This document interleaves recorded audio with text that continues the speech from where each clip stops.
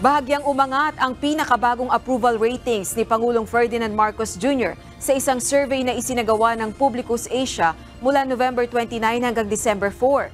Batay sa ulat ng nasabing survey company kahapon, December 15, mula 55% noong ikatlong quarter, nakuha ni Pangulong Marcos na maiangat hanggang sa 58% ngayong ikaapat na quarter ng taon.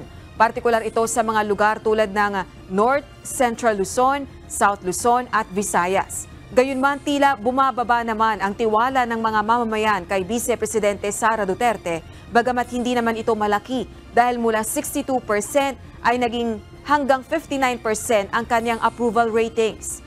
Ibinunyag din ng survey na tumaas ang overall performance rating ng administrasyon ni Pangulong Marcos mula 53% noong ikatlong quarter hanggang 61% ngayong ikaapat na quarter ng taon.